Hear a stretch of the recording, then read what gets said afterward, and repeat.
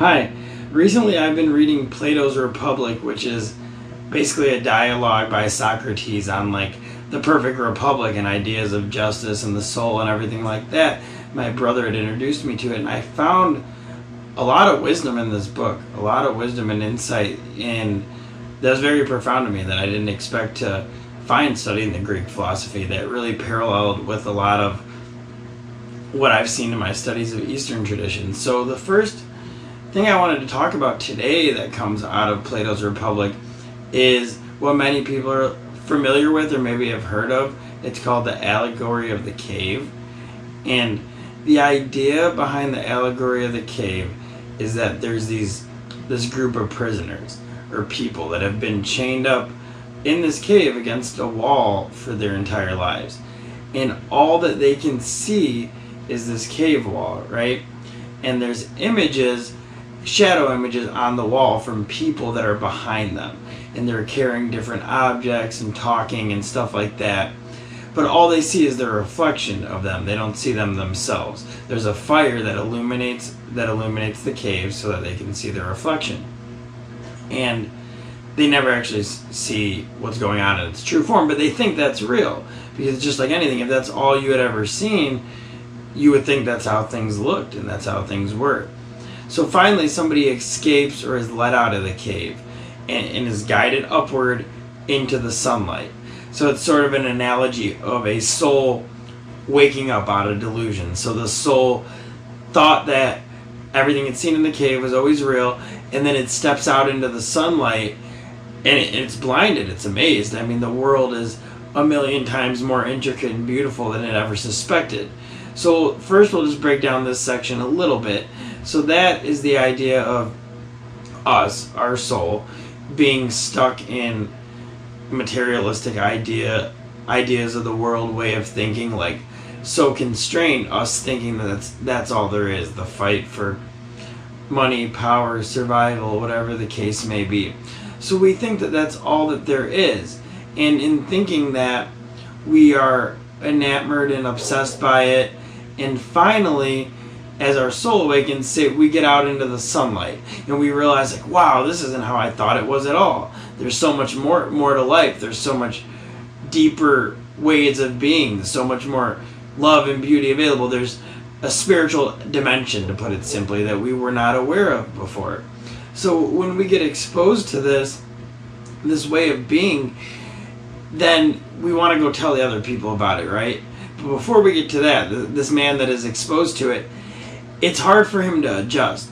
It hurts him. The light hurts him because you've never been in the sunlight before. Of course, it's going to hurt your eyes. It's going to take a long time to adjust. You're not going to see it in its full spectrum immediately. You're not going to see everything immediately. So that's just like us waking up to the spirit.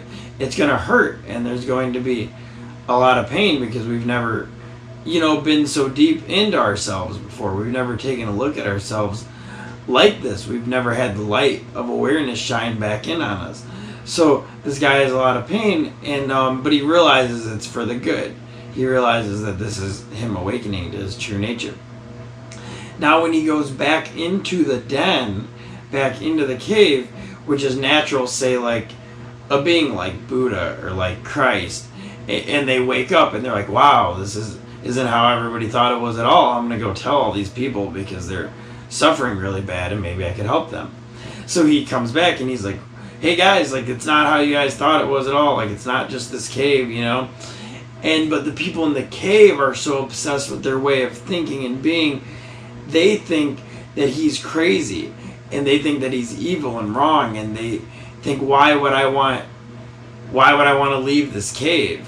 Why would I? And that's like us thinking, it's like that's like Christ coming back and trying to tell people about God, and people are like, no, it's not like that at all. I don't, all I believe is this reality that I can see, and I'm this fixed way of thinking, and I'm not open to any other way. So the guy comes back from up in the cave, and he tries saving the other prisoners and telling them about God, about awareness, about coming into the sunlight.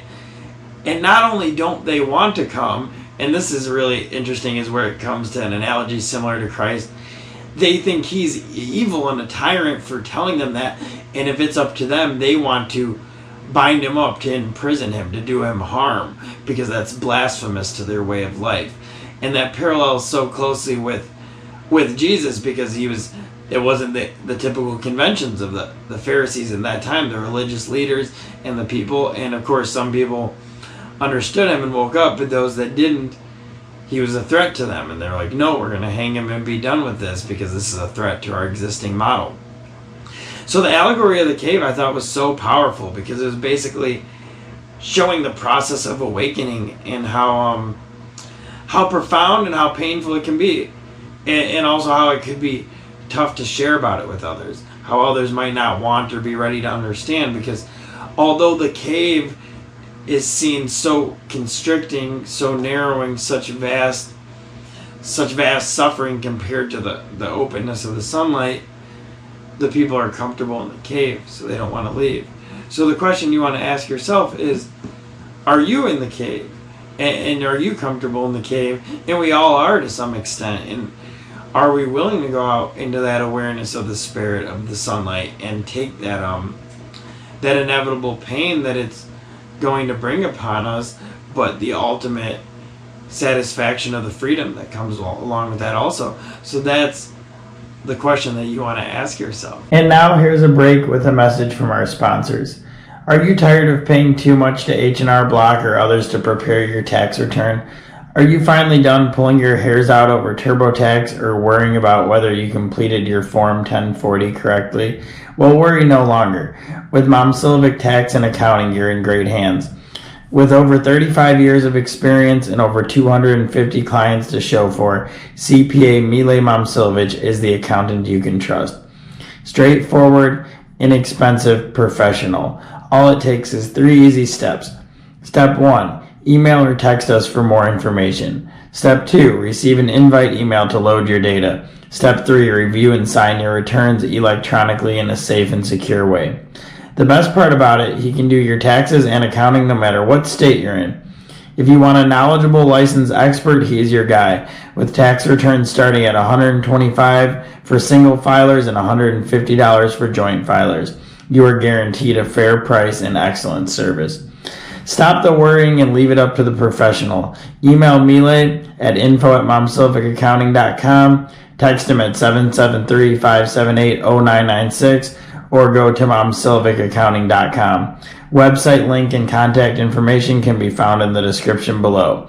To learn more, follow Momcilovic Tax and Accounting on Instagram, Facebook, Twitter, or LinkedIn.